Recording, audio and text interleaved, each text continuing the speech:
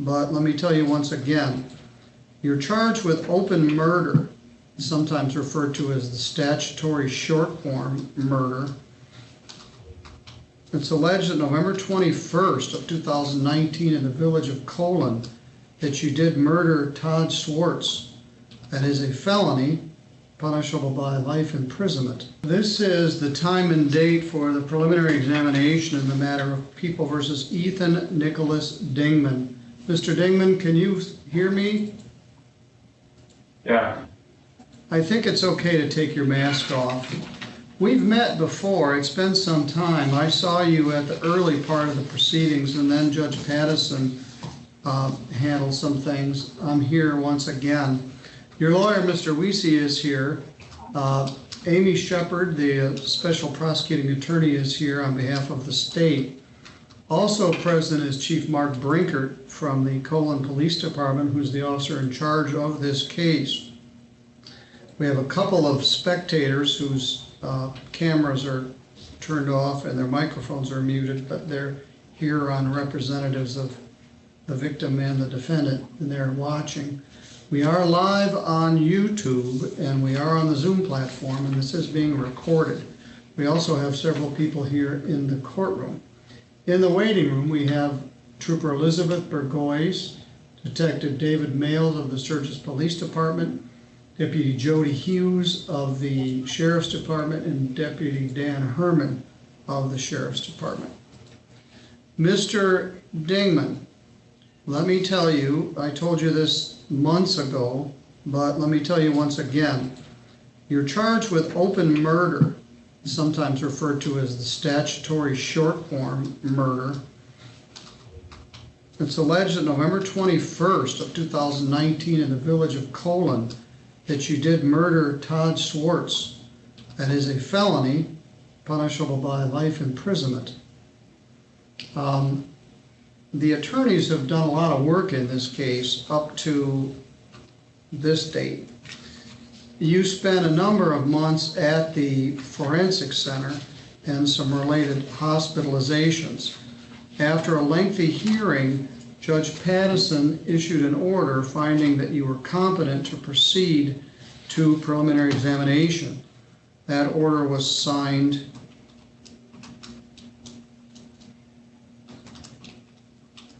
it was filed April 30th. And the matter was set for preliminary examination before me here today. Ms. Shepard, are the people ready to proceed? Sorry, Your Honor. The one thing I was just sending an email to check is I believed that Dr. Joyce DeYoung should have been in the waiting room as well. We had confirmation from her office that she could participate today, but it doesn't sound like she was currently in the waiting room. I just sent an email to her assistant. Even if she's not in the waiting room right now, we could proceed, yes. All right. And Mr. Weesey, are you ready to proceed? Yes, Your Honor. All right. Now, I don't want to keep mispronouncing your name if I'm saying it wrong. That's how I've been saying it since we met. But how do I say your name, Mr. Weesey? You got it, Your Honor. Bill Weesey. All right. Okay, Weesey. That's the way I thought it was. All right. Mr. Dingman, can you hear us? Yes. All right. Thank you. Madam Prosecutor? Thank you, Your Honor. Before we begin with proofs, we do have a few stipulations that I believe we can put on the record. The first is that Dr. Joyce DeYoung, when she does participate and is here, we were stipulating to her testifying as an expert in the field of forensic pathology. So we do not have to go through the initial qualification part of her exam. Secondarily, I have sent copies of People's Proposed Exhibits 1 through 14 to Mr. Weesey. My understanding is that he would stipulate to each of those for the purposes of exam only for their admission at preliminary examination. Finally, we have one more stipulation that the items described in People's Exhibits 13 and 14, the two Michigan State Police Crime Laboratory reports, that those are the same items that were recovered from Mr. Dingman during the course of this investigation. The stipulation is for chain purposes, that there wouldn't be a challenge to that. Again, for the purposes only of preliminary examination. I believe that that summarizes the totality of the stipulations that we have at this point.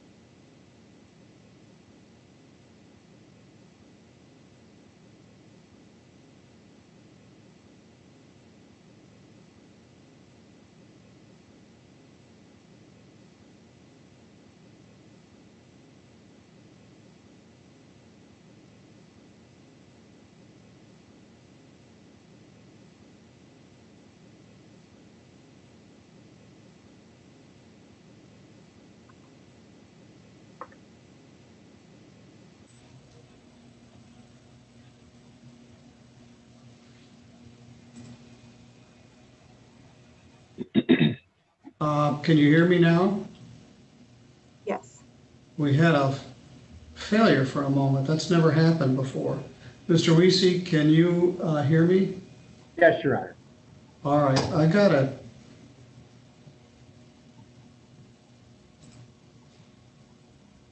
Hopefully it didn't disrupt our live chat. Dr. DeYoung is here. Okay.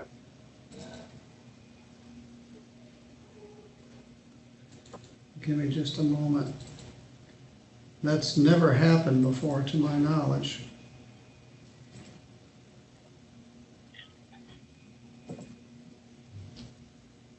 Yes, all right, we're good.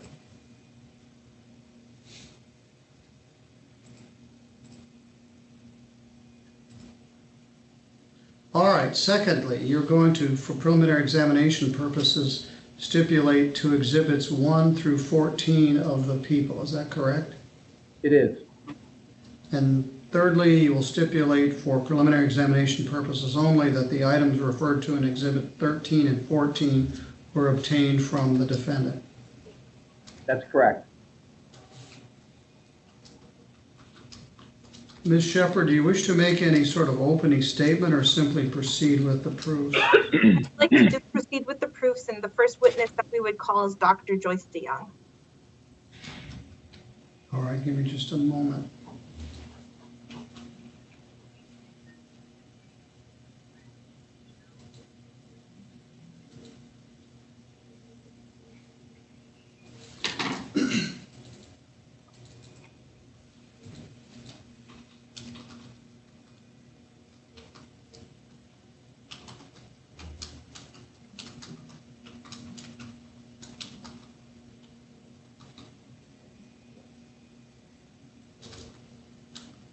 Good afternoon. Are you Dr. Joyce DeYoung? I am. And I was in the wrong courtroom, so I'm sorry that I'm late. Oh, you're fine. I ended up with a different Well, there are charge. some changes. You were in Judge Patterson's courtroom the last time. I'm Judge Middleton. We've met over the years. You may not remember me. I was a witness in a Kalamazoo case that involved a 18-year-old homicide that occurred when I was prosecutor. And I may have dealt with you a time or two when I was the county prosecutor. Sure. But you're in the right courtroom. And Okay. so I'm going to start with asking you to raise your right hand, if you would. Would you state your name for the record? Joyce Lynn DeYoung, You spell your last name, please. DeJong.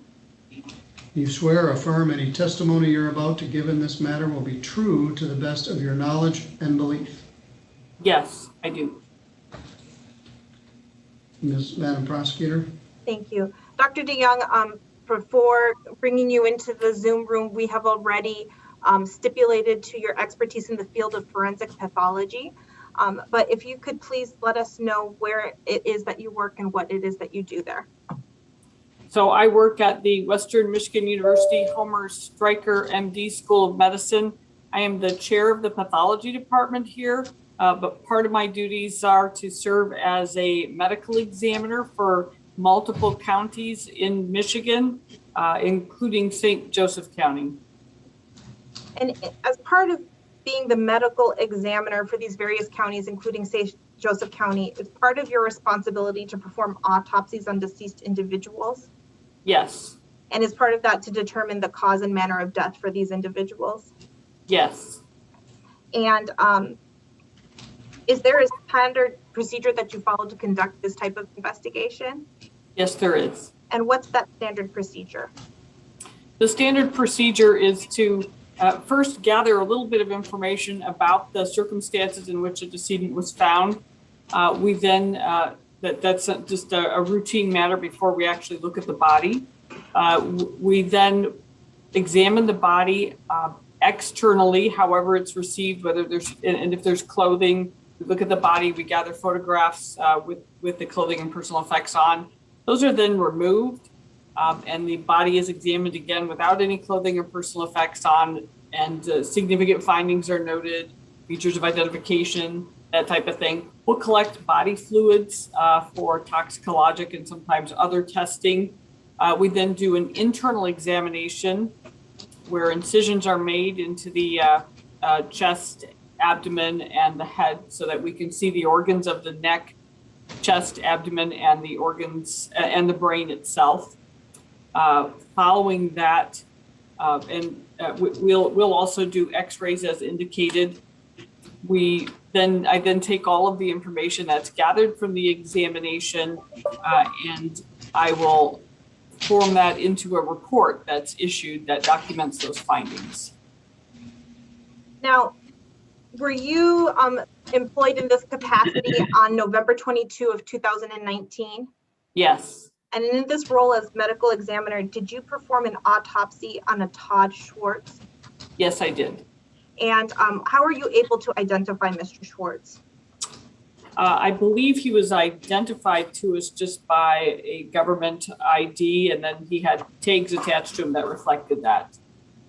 And did you follow the standard procedure that you just outlined in your performing of an autopsy on Mr. Schwartz? Yes, I did.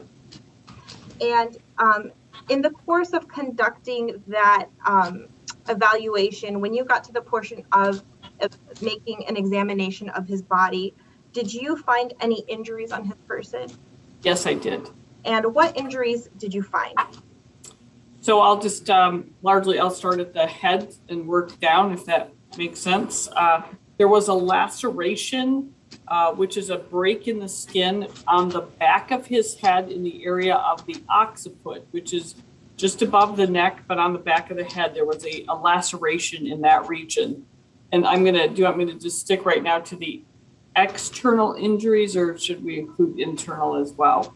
You can include the internal as well. Okay, so there was this laceration on the back of his head, the tear in the skin, and there was a lot of hemorrhage of the tissue surrounding that. When we reflected the scalp, we could see that there was significant tissue damage to that area. The skull itself was intact, but there was a bruise on the brain on the opposite side, so the bruise on the brain was actually in the front of the head, which is something that happens. It's something called a contre coup injury. It means that there was a strike to the back of his head and the brain traveled frontwards, and then when it struck the front of the skull, it bruised. So that's a contre coup injury to the front of the brain. I believe that's French. Could you spell that for Sure. them? I believe it's spelled C-O-N-T-R-E-C-O-U-P, contre coup. All right, maybe Latin, but all right, thank you. Then the other significant findings on the head, including the face and some of the other surfaces like around the eyes, even inside the mouth, were petechiae, a lot of tiny pinpoint hemorrhages that were visible on much of his face and on the mucosal surfaces of the eyes and the mouth. The examination of the neck was significant. On the outside of the neck, there were a number of contusions or bruises and just red erythematous meaning red marks on the outside of the neck. All right, now I know petechiae, and we can certainly see that. What was the other term you just used? Erythematous. You're gonna. I'm gonna do my best spelling that. E-R-Y-T-H-E-M-A-T-O-U-S. I believe that's correct. Erythematous. It basically means there's erythema. There is redness on the front of the neck. There were multiple red marks and bruising on the front of the neck. On the inside of the neck, there were injuries. There were areas of bleeding on the inside, and the thyroid cartilage, which is basically the Adam's apple or the voice box. This too had, it was fractured in 3 places. The other significant finding, and I'll group this with the neck because it's part of the exam that we do with the neck, is that we looked at the tongue as well. And the sides of the tongue also had hemorrhages as if he had bitten his tongue on both sides in the back. There was hemorrhage there. On the front of the chest, moving down now, there were multiple bruises on the front of his chest. And then there was actually, when we reflect the skin away from the chest, we could see that there was also some hemorrhage beneath these areas as well, between the skin and the sternum and the chest plate as well. Those were the kind of summary of the injuries that we're seeing.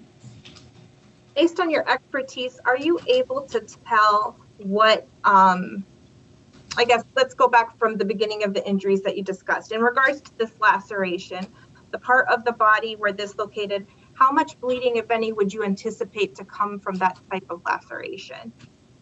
Well, it was a scalp injury, and the scalp has a lot of blood vessels, and I would expect a fair amount of bleeding to come from that. It was like a full thickness injury, and I'm going to look at my autopsy report a second so that to refresh my memory on how long it was. Yeah, it was 1 3/4 inches long, so a fairly significant tear in the skin, and like I mentioned, I would expect a fair amount of bleeding to come from that. And then in regards to the hemorrhaging in the skin in that area, what would cause that? Well, it was a blunt force. The pattern of injury is the pattern that we see when a moving head strikes an object. So that would have been either from a fall or from a shove or being pushed. But when the moving head strikes an object, it will cause this tear in the skin. But then almost simultaneously, the bruise to the front of the brain. Right, and so the Contrecoup injury that you earlier described. Correct. And then in regards to the petechiae that you found on the face, in the mucous membranes of the eyes and in the mouth, what would cause that type of injury? Petechiae can be caused by a number of sources. They're not necessarily specific for example, for a strangulation, but they certainly are oftentimes seen in association with strangulations. So, but other people with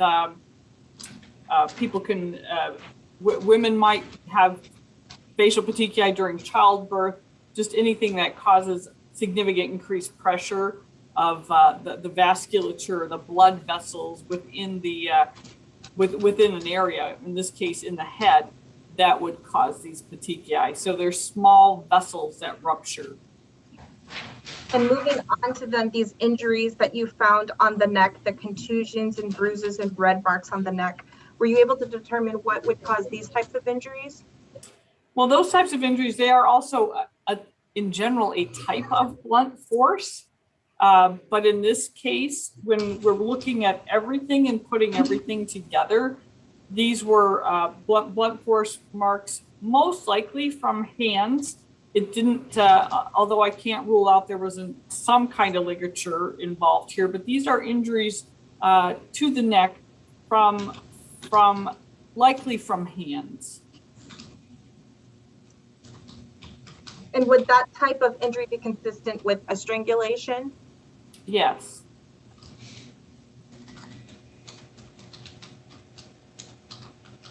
And in regards to the injuries that you indicated with the thyroid cartilage and the hemorrhages to the tongue, would that also be consistent with a strangulation injury?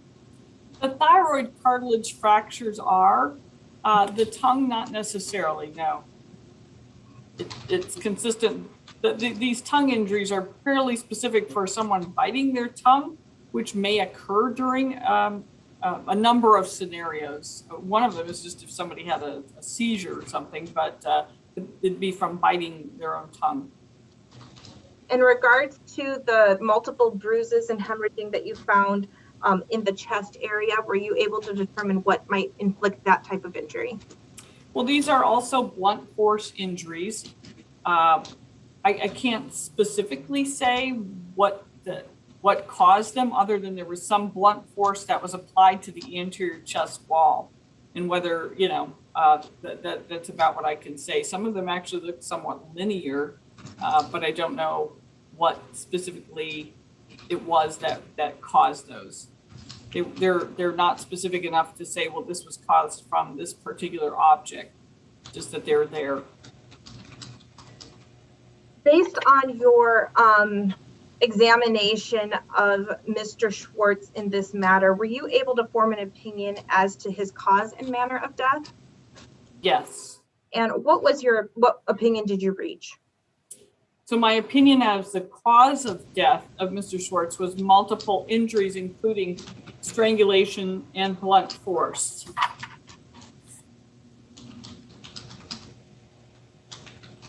And was that based on the observations that you made that you've just testified to? Right, and it's sort of putting everything together.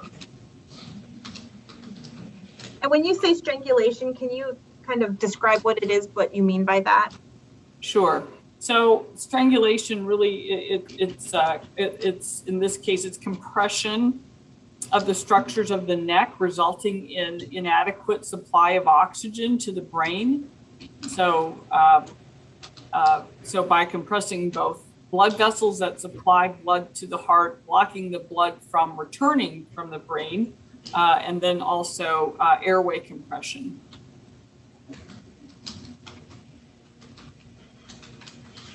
Now, in regards to these blunt force injuries that you've observed, as well as the injuries that were consistent with a type of strangulation, are you able to determine whether they were all inflicted at the same time or if one was inflicted before the other? They looked consistent with being around the same time. However, in and of themselves, it's not, you know, if I look at the entire picture, including just, we had an investigator out with scene photos and recognizing that, the position that Mr. Schwartz was found in with the blood pooling around his head and these injuries on his neck, it certainly, I believe he was alive when the head injury, he certainly was alive when the head injury occurred, and he was alive when the neck injuries occurred. So I can't, I don't believe that when I look at the totality of everything all the information available, I believe they all were at about the same time. But in and of themselves, if I were only shown the injuries without any other information, one of them could have occurred an hour before, okay, or, an hour more.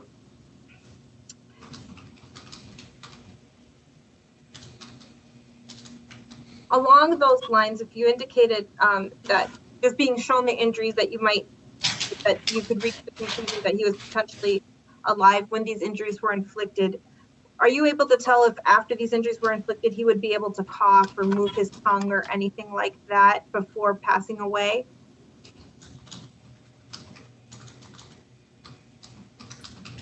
I think, well, if he's dying, could he cough? I'd imagine so, yes. And if he had a terminal seizure, he might bite his tongue during that.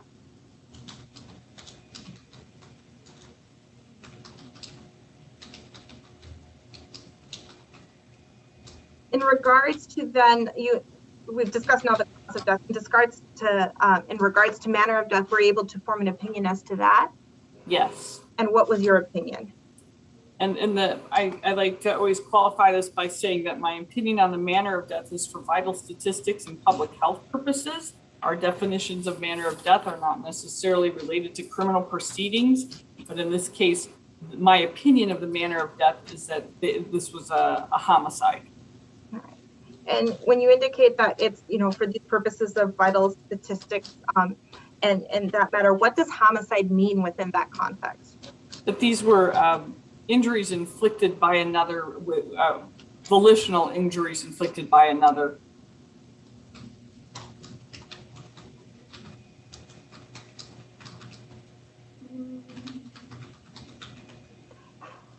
In regards to, and I think this is going to be the end of my questions for now, in regards to the injuries consistent with the strangulation, are you able to tell, based on your training experience, about how long a strangulation would last that leads to that type of injury? Just through, not through personal experience, but training and reading and the literature, it's quite variable, but certainly more likely in the minutes, like very low minutes to, multiple seconds. But when I say multiple, I mean more than 3. So it takes some time. If you simply eliminate blood flow to the brain, for example, and somebody passes out, if you immediately stop, the blood flow will resume and they will come to again. So it does take a period of time. Thank you. Now, after going through the entire process that you indicated at the very beginning of your testimony, the standard procedure, did you conclude with authoring a report that summarized your findings and your opinions in this case? Yes. What I'm going to do is attempt to share my screen. I'm going to show you what's been stipulated to as People's Exhibit 1. Taking a look at that, does this appear to be the report that you authored for this case? Yes. Your Honor, at this time, I would move to admit the exhibit that's been stipulated as to People's Exhibit 1 into evidence. I have no further questions at this time of Dr. DeYoung. All right, any objection to admission as the exhibit? No, Your Honor. All right, I printed a copy, which we will put Exhibit 1 sticker on it. And so the report of Dr. DeYoung is admitted with its findings as People's Exhibit number 1.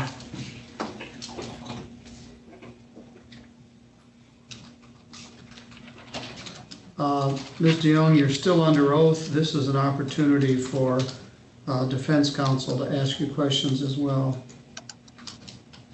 Thank you very much, Your Honor.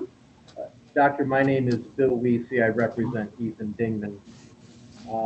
As I understand your testimony and your findings of asphyxia due to strangulation and the blunt force injuries to the head, and I certainly understand that obviously Mr. Schwartz was alive when he would suffer the asphyxia due to strangulation as well as the blunt force injury to the head. Are you able to specifically give us your opinion that it was in fact the blunt force injury to the head that was the specific cause of death? No, it's a combination. I think that, they're both listed there because, and the cause of death itself is listed as multiple injuries, including strangulation and blunt force. So I believe that they both contributed to the death. If you were able to remove the asphyxia due to the injuries in the asphyxia due to strangulation, is it your opinion that Mr. Schwartz still would have suffered death? He may have. It's potentially lethal, but it's sort of one of those hypotheticals that's a little bit difficult to answer. It was a serious injury. There was a bruise on the brain in addition to just the significant blood loss from this. But I don't know that he would have died from that. Okay. Same question inverted. If you were to remove the blunt force injury from the head, would the asphyxiation due to strangulation in and of itself been enough to cause death? That one I'm a little more confident. If assuming he dies, okay, that he is dead, and that's all you had. I think so. I've seen significantly more deaths where we only have strangulation without this blunt force head injury as well, with very similar findings. But it's somewhat uncommon to simply see the scalp injury with bruise on the brain, although not unheard of. It's more common to find a strangulation without the other findings. I understand. The injuries to the head of the decedent, would that have been enough, in your opinion, to cause a loss of consciousness upon impact? It may be. Are you able to give us any range of probability with respect to that? I don't know for certain because I don't treat living people. So if you had that scenario, how often is it that somebody has a cerebral contusion that isn't lethal, but they lose consciousness?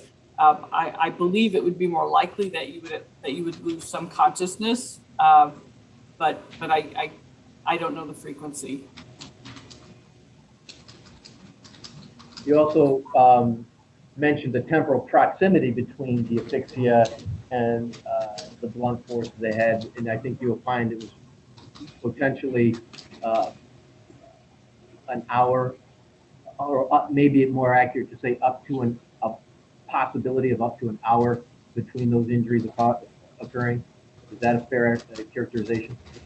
No, I mean I think when I look at everything in totality, including we're given I'm provided from my investigator an investigative report and scene photos and so when I look at everything in totality, it appears to me they most likely all occurred simultaneously or around the same time, but if I were only looking at the injuries and trying to determine a timing of them based on, say, degree of healing, for example, that's a very imprecise science to say, well, I'm going to take a look at this and look at it under the microscope and see how much healing is here and look at these other things. That's less precise. It could be gapped by hours, more than 1 hour.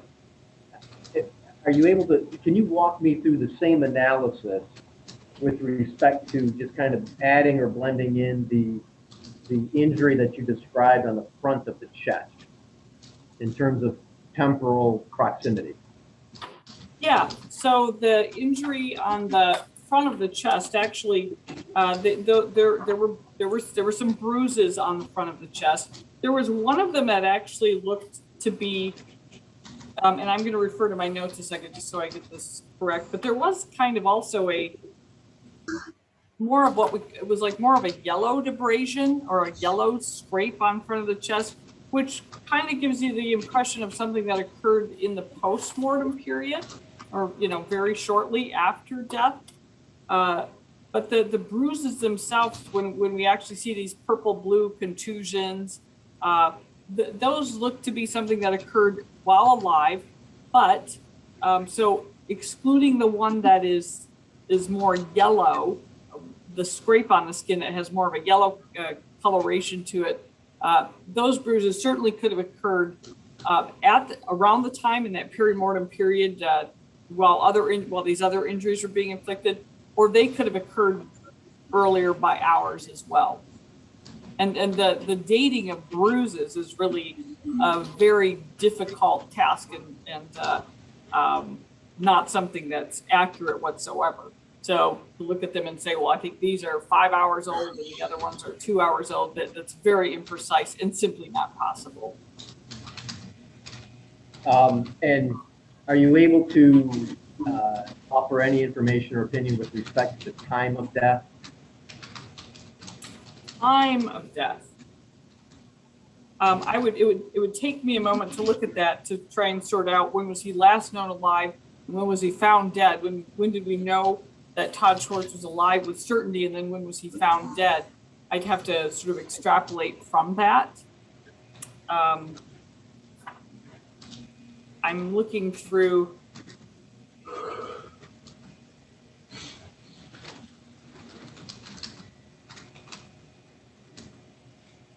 By the time it's a little more complicated and not something that I really want to do on the fly. Sure. Yeah, given the significance of my opinion here, I don't want to necessarily do that on the fly. Fair enough. there were some findings, yeah. Fair enough. So if I contact you with follow-up questions off the record as part of the investigation, that's something you'd be able to put together? I would be able to, I could try. It would most Yeah. likely be somewhat of a range, but I would certainly try with all the information and evaluations of how much rigor there was. And it's, again, not a very precise science, but I don't want to just say something off the cuff here. Absolutely. So walk me through quickly the factors in that analysis that you would take into consideration. Well, I mean, when we're looking at a time of death determination, the first really most important points are when was this person last known to be alive with certainty through a text message, through something that we say we're confident he was alive at this point, and then when was he found dead? And if we're trying to narrow it from there, we may be able to narrow it a little bit, depending on how big of a space that is. If it's only 30 minutes, all I can say is he died somewhere in that 30 minutes. We wouldn't be able to narrow that at all. But if it's significantly more time, and we're looking at, when the first responders got there and they were checking him and they found that he, was in full rigor already, we may be able to narrow it somewhat.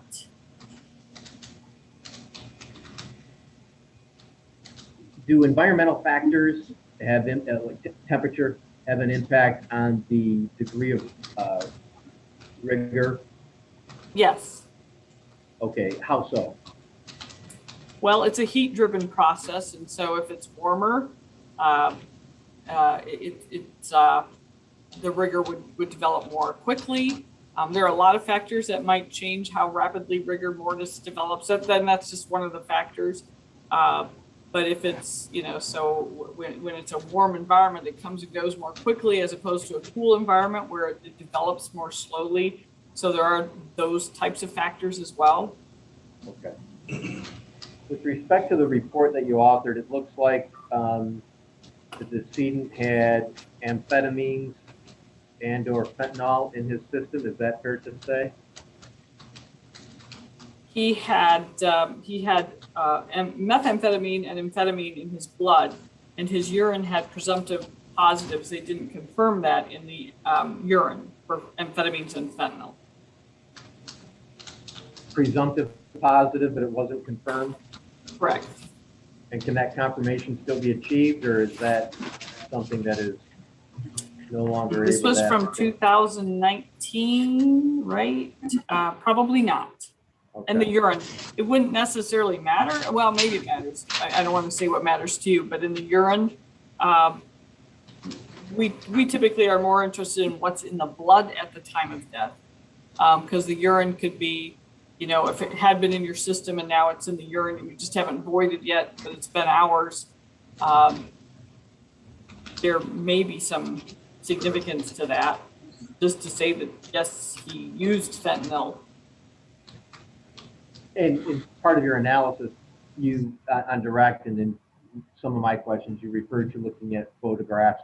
Did you also review police reports and/or talk to the investigators? Yes. Okay. And do you have any information based upon the totality of your work in this case that the victim was intravenous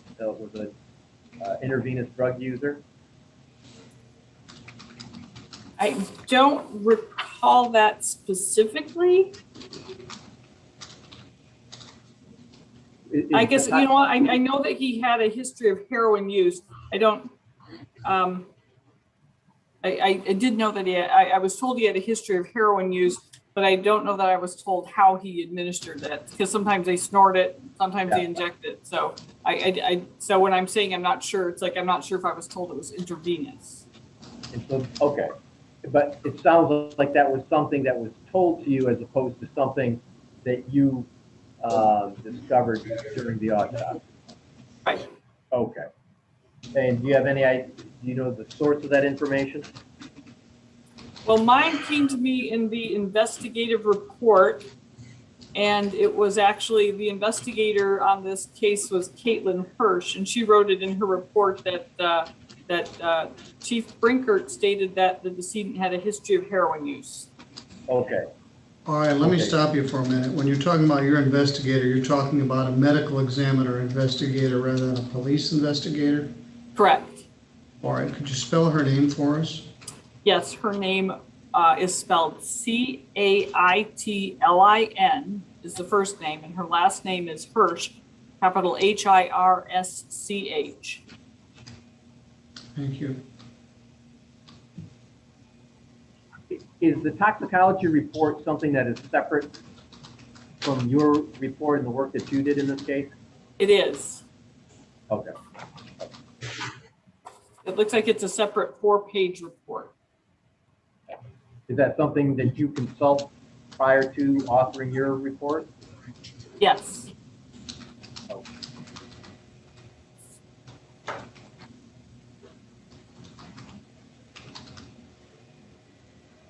In the first hour of court, the truth started unfolding, and it was brutal. The judge didn't hesitate. You're charged with open murder, life imprisonment possible.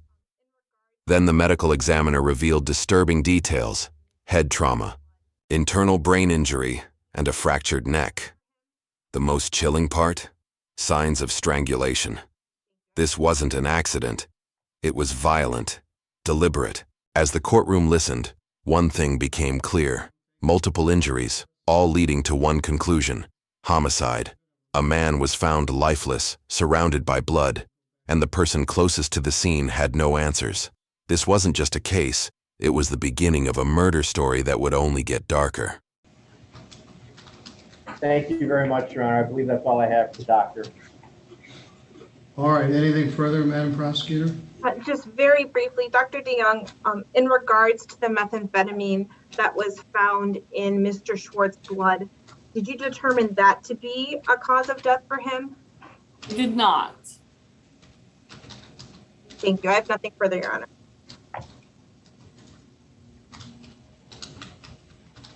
All right, Dr. DeYoung, thank you for being here with us Thank you, Your Honor. virtually. I'm going to remove you from the queue, and you can go back about your business. All right, thank you so much. Thank you. All right, who's next? We would call Trooper Elizabeth Burkhois.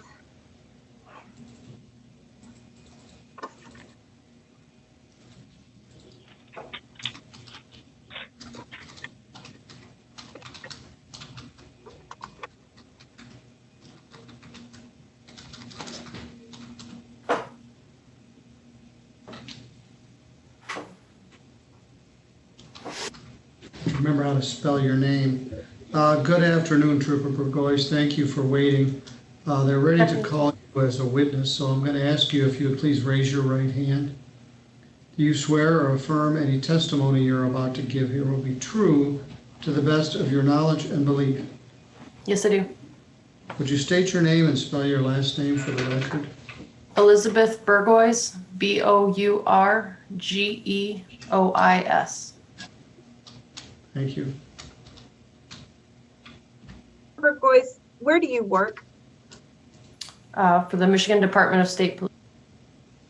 And what do you do for them? I'm a trooper at the Marshal Post. And were you working in that capacity on the morning of November 21, 2019? Yes, I was. And on that morning, were you dispatched to the village of Colon in St. Joseph County, state of Michigan? Yes, I was. And what were you dispatched for?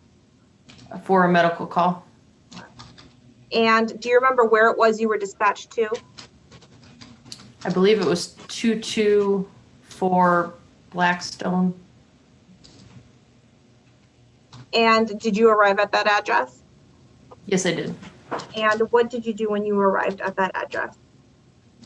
I was approached. I had heard Chief Brinkert say over the radio he wasn't able to locate the person who made the call or the victim. I was approached by a young man from the direction of the Shell station and asked him if he was the caller. And in regards to when you arrived on scene, do you know about how long it was after you were dispatched that you arrived? Within minutes, I was pretty close. And do you remember about what time that was? I don't. I believe it was around 7 a.m., but I'm not sure the exact timing.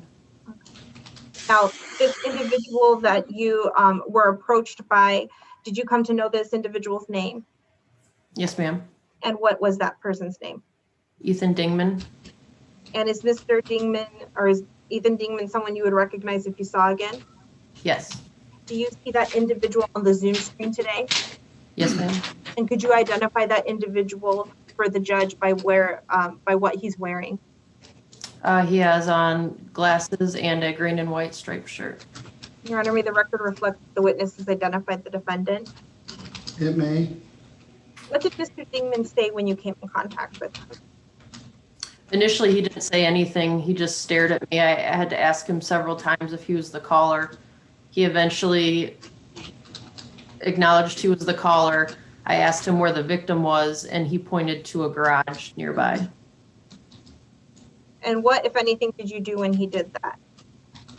I told him to wait by Chief Brinkert's patrol car while I went to assist Chief Brinkert with whatever was going on medically. Now, when you first came in contact with Mr. Dingman, can you describe exactly where it was that you were and he was? It was behind the Shell station. There's an alley that runs behind the residences and businesses there. I had pulled into the alleyway, so we were kind of right at the property line between the two. Was there anyone else on scene besides Mr. Dingman when you arrived? Just Chief Brinkert.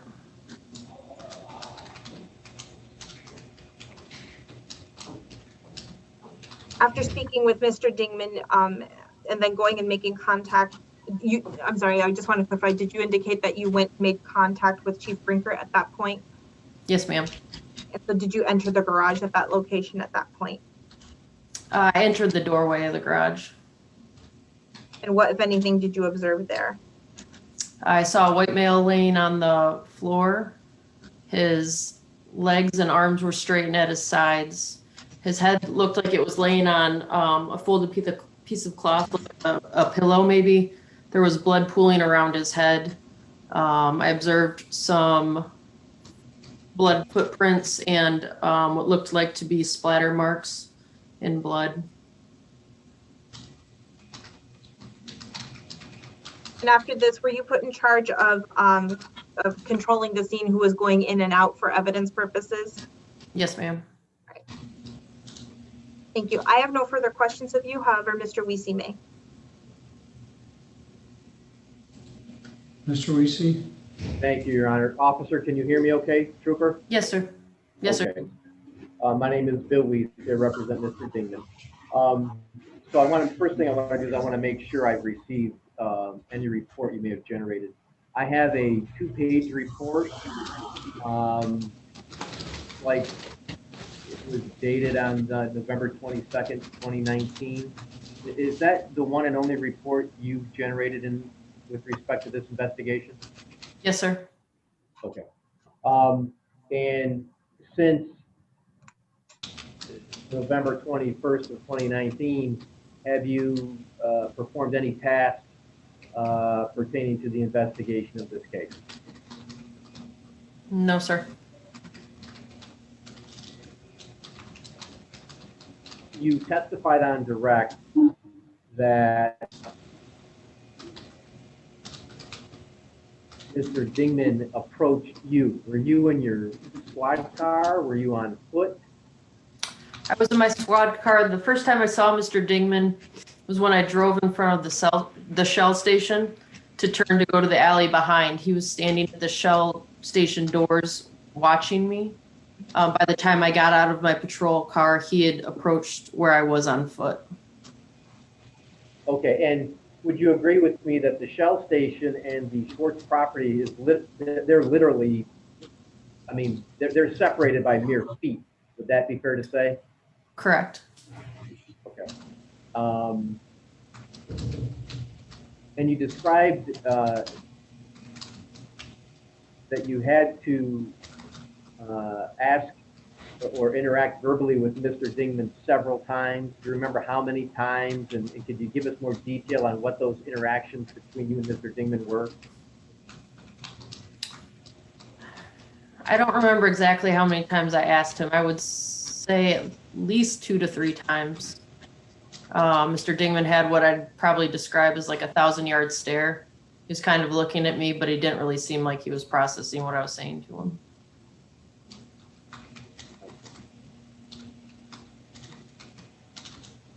So this wasn't a situation where environmental factors or distance would have impacted, in your opinion or your belief, his opinion to hear you? Not at all. We were within feet of each other.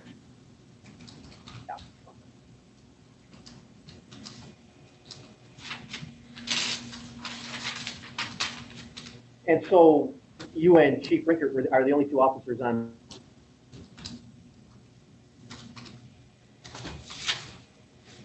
this patrol car? I'm sorry, sir. Your camera froze. Could you repeat the question? Sure, yeah. Did you, when you arrived and you came into contact with Mr. Dingman, at that point in time, it was just you and Brinkert on scene? That's correct. And you then directed Mr. Dingman to stand outside or nearby Chief Brinkert's patrol car? Correct. Okay. And where was Chief Brinkert's patrol car in relation to where you parked back in that alley? It was directly in front of mine. Okay. But did you advise Mr. Dingman that he was under arrest, or did you advise him specifically that he was not under arrest at this time? I didn't advise him anything. I just asked him to wait there. So he wasn't in handcuffs or anything of that nature? No, he was not. Did you tell him he was free to leave? I did not. Was he free to leave? Yes. Okay. But you specifically directed him and caused him to move and to remain outside of Chief Brinkert's patrol car. At the time, I wasn't sure if he responded to or listened to my directive because I had already moved to locate the victim with Chief Brinkert. I asked him to stay at the patrol car, but I didn't notice at the time whether or not he listened to me. Okay.